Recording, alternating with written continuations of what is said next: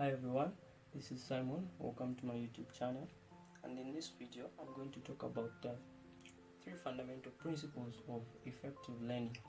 Now, in the earlier video I stated that this channel is going to be about the studying techniques that are going to be effective that you can employ, but I realized that it is going to be necessary that we talk about the fundamental principles of effective learning, because basically the primary goal of studying is learning, and so we have to know what makes up effective learning, so that every time we're employing a specific technique, we know what we are aiming at.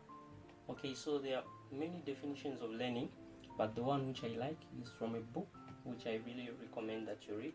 The book has the title Make It Stick, which is basically talks about the scientific methods of scientific researches about learning, and its definition says learning is the acquiring of knowledge and skills so that it is readily available from memory so that it can be applied to any situation given. So the first fundamental principle of effective learning is comprehension, or rather understanding.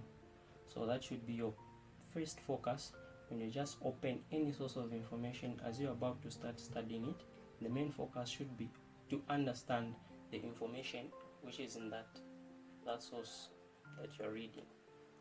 So how do you know that you have understood something? One thing which I like to talk about is the famous quote by Albert Einstein, which says, if you can't explain it simply, then you do not understand it at all. Others go on to rephrase this quote and say, if you understand something really well, you should be able to teach it to a 6-year-old or a 6th grader. So the best example I can think of right now is a scene in a movie called The Three Idiots. I think it is an Indian movie where the guy was asked to define what a machine is. He explained it in the simplest way, where even a kid can understand, and even gave an example of a zip. So that is what it means to understand something. If you can bring it into simplicity and use just the layman's language to explain what it means, that is what makes up as in comprehension. That is when you know that you have understood the topic, and it is really important that you get to this first fundamental principle, you get it right before you even go to the next. The second important, as in the fundamental principle of effective learning, is recall, or retrieval, or remembering. So the main purpose actually of studying or learning is that the information which you have learned should be available when you need to use it. So there is a common misconception where people think you can't forget what you understand, which is a very big lie. As in, you can even give an example of some of the subjects you are taking in your secondary school. That is, if you're in university, if you're at secondary school, some of the things you learned as in back then, there are some things which you understood but you can't remember now because that information is not really that relevant at the moment. So it is a use it or lose it. What you don't use, you lose. So the brain is like that, it forgets the information which you are not using. So the main purpose, as in the other fundamental principle, is the information has to be there when you need it. Retrieval is an important aspect. The third and last fundamental principle of effective learning is application. So knowledge is basically useless if it cannot be applied to any problem, as in to the solving of any problem or situation. So the application part is also an important part, and I like a certain phrase, or rather a certain statement that Jim Quick, a brain expert, I don't know if he's a neurologist, that he likes to talk about.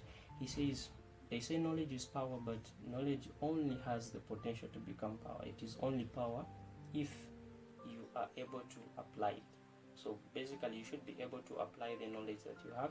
And in terms of application is going to be in many different forms, many different stages. Sometimes application can mean applying it to just solving a simple theoretical or hypothetical question.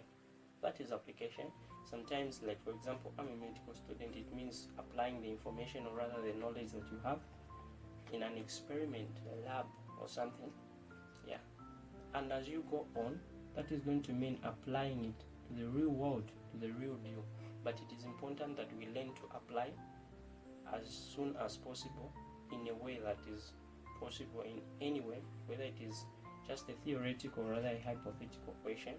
Problem solving should be the main, as in the end goal of any goal of studying. Another book which I have read, which has got the title The Owner's Manual for the Brain, it talks about this issue of application. It says learning has occurred if the person who has acquired the knowledge can apply that knowledge to an event which is similar to the event which was used to learn the knowledge. So application is an important aspect of learning in general. Alright guys, that is it for today. Remember to share the video, like and subscribe. See you next time.